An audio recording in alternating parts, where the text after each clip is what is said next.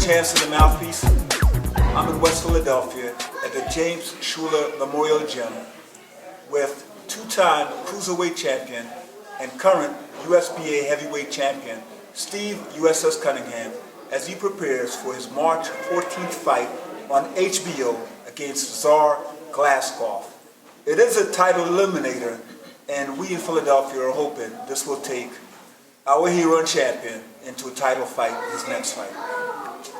How's it going, Steve? How's your training been going? Training is, as usual, grueling, man, hectic, heavy. It's like a training camp should be, but it's all overall good, you know what I mean? We saw you in your fight with Amir Mansour. Yeah. And you were able to get off the canvas and go down the stretch and win that fight. What did you learn from that, and how were you able to do it? Man, first, what did I learn?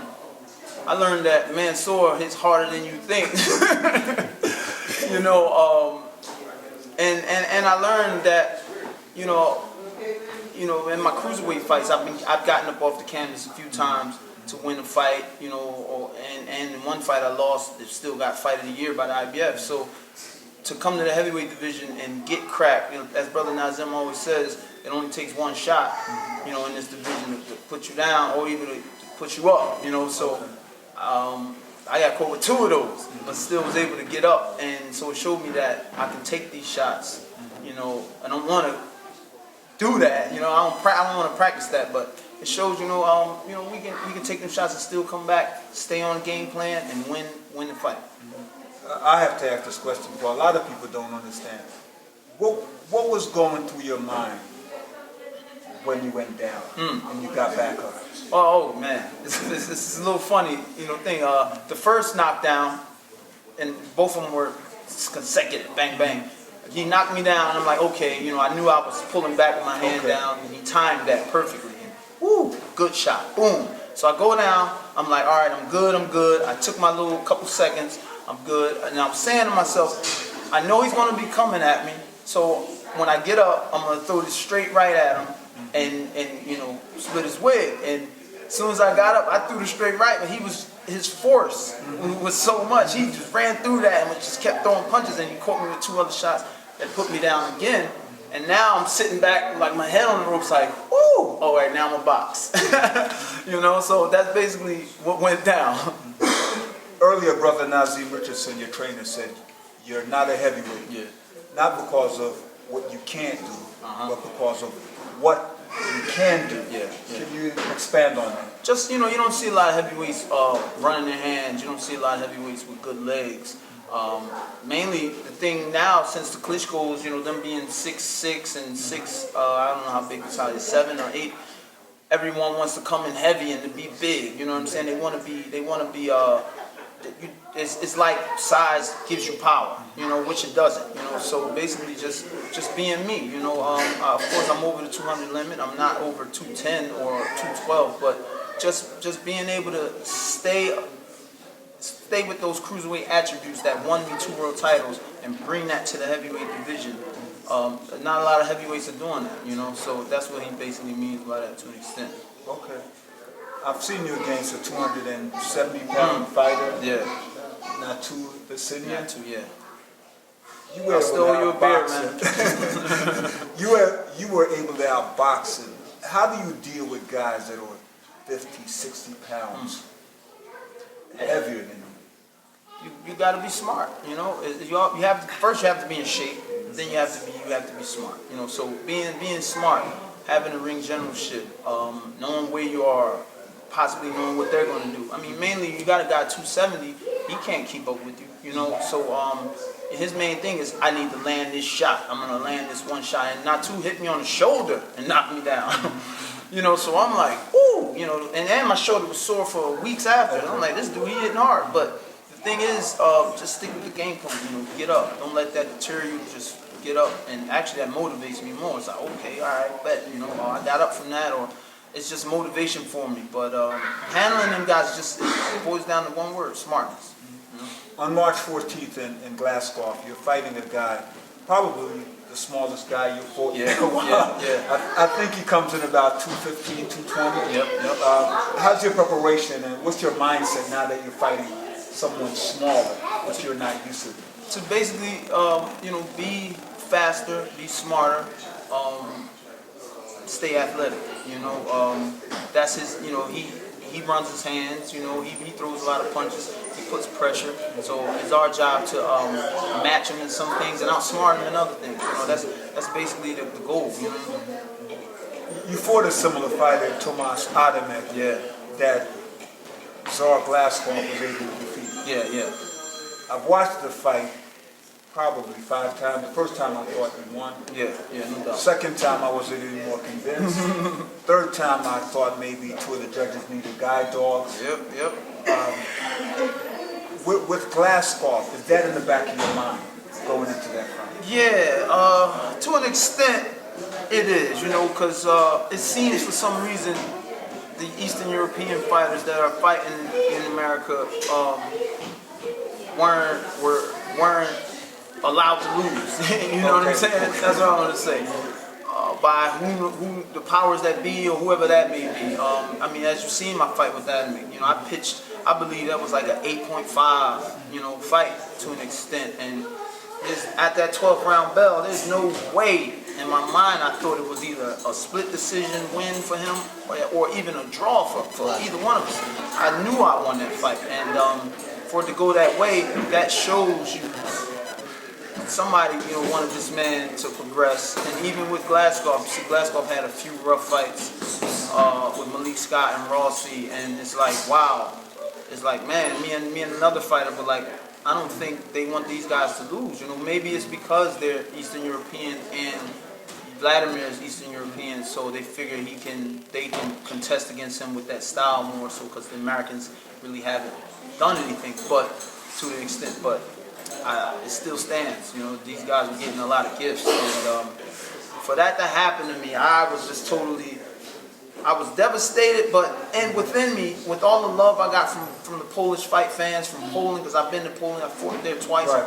They hit me up on my fan page, and they let me know, like hundreds. We couldn't even read them all.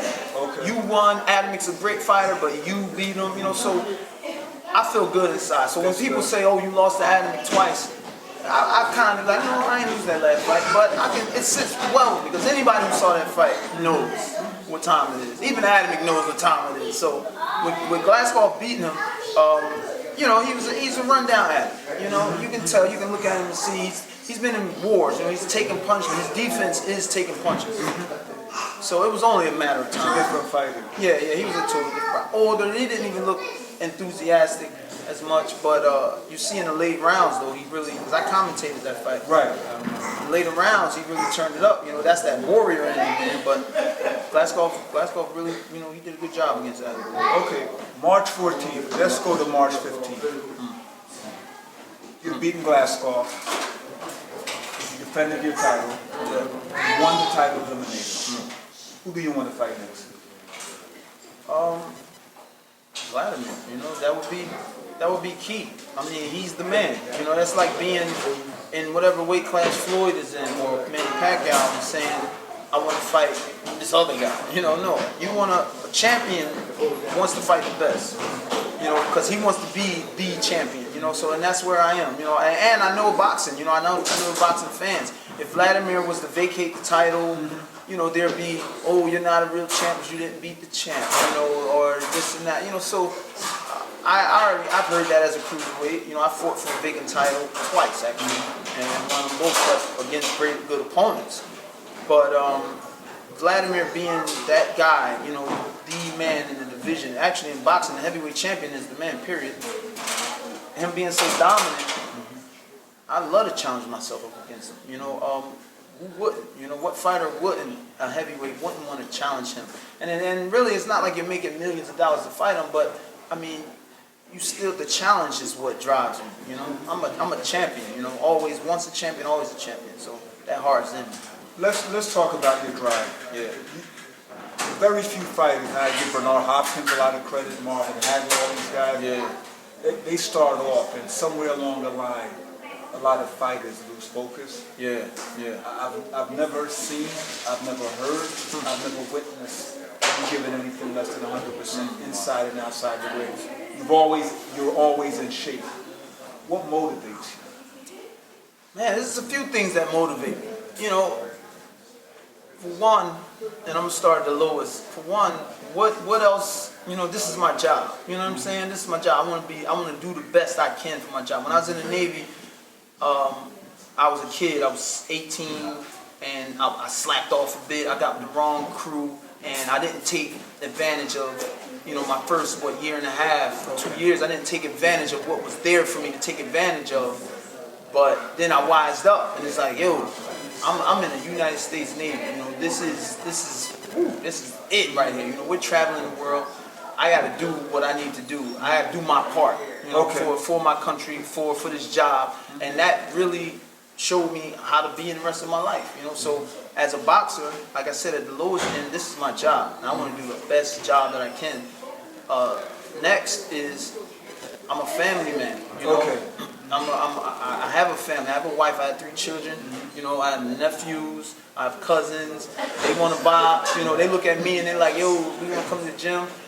This and that. Teach me, show me this." So I do it for them, and to keep a roof over our head, no doubt. And then last but not least, I still feel like I got a lot left in me. You know, I still feel there's things that I haven't done in boxing yet. I still feel that the people haven't seen the best Steve Cunningham yet. So that drives me, man. And then being a 2-time world champ, not making, you know, $1 million purses and this and that. You know, that cruiserweight money is short money, but I mean, it's more money than my parents made a year a fight. But still, on the level, I'm a 2-time champ, and you know, I don't drive around in, you know, big whips and this and that. You know, I don't have big houses and stuff, which I don't care for that right now. I understand we live within our means and we have a system, but it's about 2 years away or a year away. I hope one so. fight.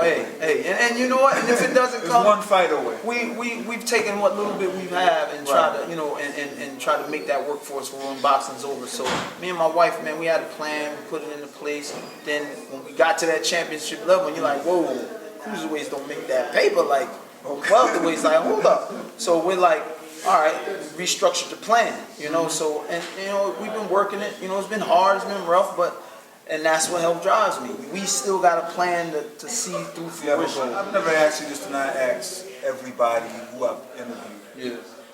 Who's your favorite fighter? And why? I'm a Tommy Hunter man. Wow. You couldn't tell me I wasn't. I'm going to say a name that people would probably be like, man, that dude crazy. And the only reason, let me tell you the reason why before I even tell you the name. The only reason why, like I said before, people ask me, who do you pick for this fight and that fight? And I don't like to pick fights because I'm not in the gym with the guy. I don't see the guy, so I can't say with faith like, yo, I think Manny gonna beat Floyd up. I think Floyd gonna beat Manny up. I think Guerrero gonna do this. I can't say that, you know, because I don't see them putting work. But I'm in the gym with Carl Dargan, you know, Bigfoot. I see the work they put in, and I'm like, yo. And I look at the other guy on tape. I'm like, my man Dynamite gonna handle that dude. You know, he should handle him. So with this one guy, I've been to camp with him numerous times. I sparred with him numerous times, and my first time sparring with him changed the way I fight. You know, as an amateur, you know, I turned pro a year later, and it changed the way I fight. I see how that man lives. You know, being a boxer, especially nowadays with social media and everything, everybody. They're not just into you as a boxer. You know, oh, he just beat Boy, all right, cool. You know, I see him next fight. No, they want to see what you eating. Right. You know what I'm saying? They want to see what color socks you wearing, what girl you dating. They want to follow your life. So with that being said, I've seen this man's life, the way he lived, the way he raised his family, his wife, you know, named my daughter, you know, and I've seen his fights, and I'm like, yo, this dude is bad. Chris Berger. That's my favorite fighter. Man. And I'm gonna tell you, and I say that because in the boxing sense, this dude was a 2-time heavyweight titleist. He left the Olympics at, I think, super middleweight. Yeah, 65, 165. Fought as a heavyweight, beat one of the Klitschko's. I think it's WBO and IBF champion. being the small, he was smaller than me. I'm the smallest heavyweight. This dude was smaller than me. Right, yeah. And I just seen how this dude lived and how he grinded, and I seen his heart. This dude is like, I don't care, man, I'll fight whoever. And he fought whoever, you know, and that's the type of fighter I want to be for fans, you know, even though their fans didn't give him his just due. People, I mean, if you look at his record, you got to give him his just due. Yeah, of course he clowned in there and he was slick, and I mean, but that was special, yeah. But that was a special part about him, and he could fight his butt off, and I learned so much from him. And every time he fought, I sat there and watched him, just like, wow, this dude's doing this, he's doing that, and I know what he's doing. So, I mean, of course I love my Sugar Ray Leonards, my Durans. I grew up on a Duran and shit. I remember they used to have TV, I mean, fights on network TV back then. I see them dudes. But me, like I said, I was a fan of boxing before I was a fighter, you know. So I mean, I used to watch Junior Juice Jones, you know what I'm saying? Mark Too Sharp Johnson. I watch everybody and steal from them. So I can't really pull a favorite out of that bunch except for a guy like Chris that I know and I've worked with, I've lived with. You know, I've stayed at his home. I see his life. You know? I see the dedication. You know, I mean, I've been there with him for months, and it's like, wow. This dude getting up running, you know, right now, and he's like, oh, I'm gonna get up too, you know, just stuff like that. I've watched you as a broadcaster, and I must say your insight is refreshing. Yeah. It's good to see a fighter who knows what's going on in the ring. Yeah. Let's fast forward into the future. You win the heavyweight championship, you defended, you make all the money that you wanted to make. What's next? Ooh, what's next? Oh man, I mean, if I made the money I wanted to make, I got a couple business ventures to do, but dealing with boxing, if I made the money it's time to buy. I'm 38 years old, I'll be 39 this year. I'm not stupid. You know, this is a dangerous sport. Right. You know, I wanna continue to speak the way I'm speaking. You know what I'm saying? I wanna continue to walk without, you know, stutter stepping. I mean, we've seen it. We've seen guys, we're in Philly. You've seen the old champs stuttering. But I've seen you broadcasting, and you're excellent at broadcasting. Yeah. Seen your comic book. Right. What are some of the business ventures that you have? Business-wise, me and like I said, me and my wife's plan was, you know, real estate. You know, Philly's I remember Philly had the program, the Dollar House program.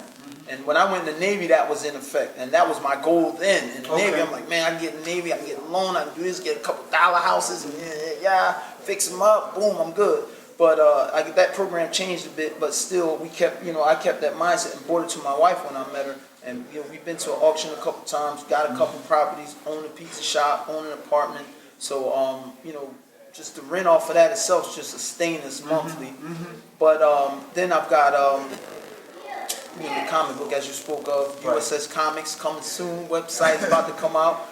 Where I'm a drawer. You know, I can draw. Art was my major in high school, so I just continue to draw. So I'm basically turned me to a superhero, and it's like a fictional autobiography. You know, some of the guys that I fought, I kind of stole from them and put into the villains. You know, so the real special thing about this comic is I'm using actual fight scenes from my fights as the fight scenes for the comic, you know. So I've been working for years on this, coming up with a decent enough story that people can get with and just drawing, you know. Yeah, but I've been doing it myself. I just hooked up with a guy, Coyote Duran.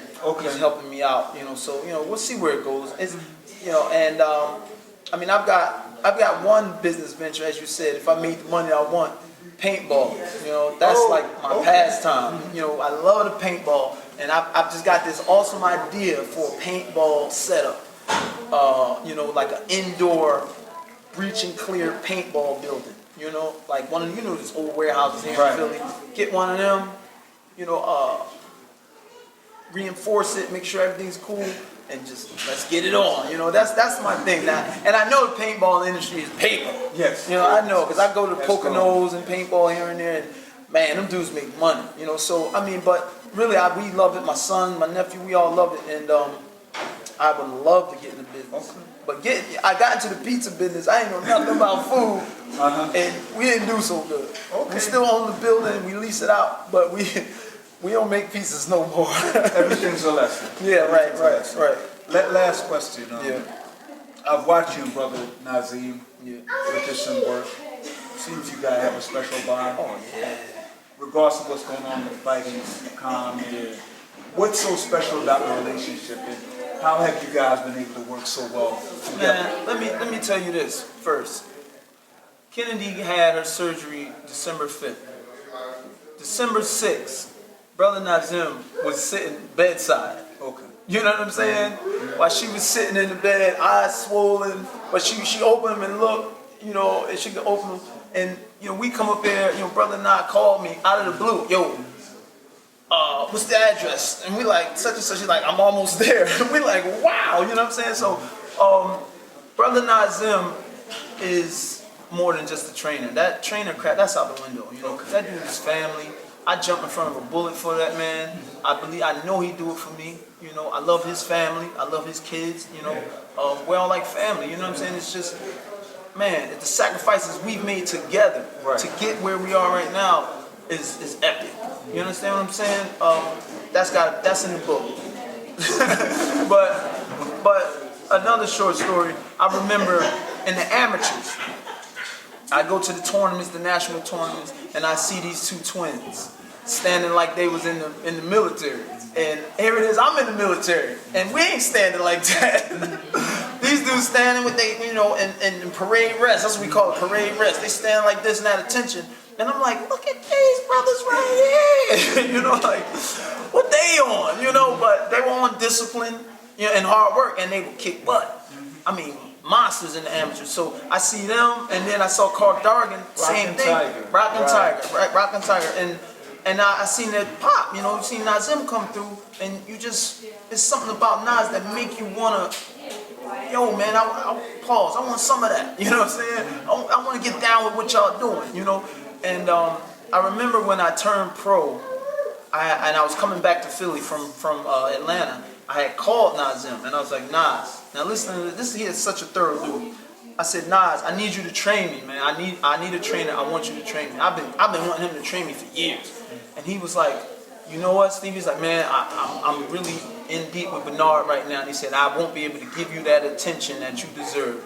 And we left it at that. I was like, all right, cool. And I was like, wow, that was cool, you know?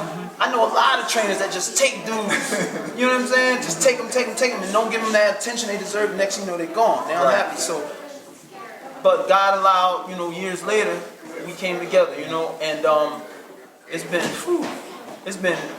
way more than I bargained for. You know, we up here arguing sometimes. Come on, man, I'm doing it, man. You see, I'm doing it.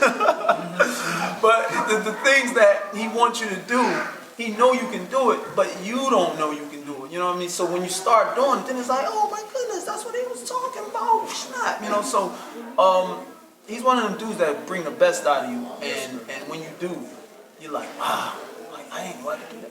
And everybody who know me, I trained up in this gym, in the Schuler's gym. My wife would work my corner. You know, I had my son work my corner sparring Frank and Yusuf Mack a couple times. You know, I'm doing what I need to do. And Nazim would be here and he'd be shooting little words of wisdom. Yo, man, you know, make sure you stick with this and stick with that. But then we linked up, man, and it was just, we call it the dream team, man. So I got him, Buddy Osborne, assistant trainer, Sharon Baker, part of the training team, Bear, Big John, the whole concrete jungle, man. Listen, I feel like I'm in the best place, man. You know? Well, you know, you say you and Brother Nazim are the dream team. I call you guys the dynamic duo. All right, yeah, I feel that. You guys have been able to do so much. Yeah. This is your big fight on HBO. Yeah. Big stage. You've been on the big stage before. It's HBO. What can the fans expect on March 14th when they tune in?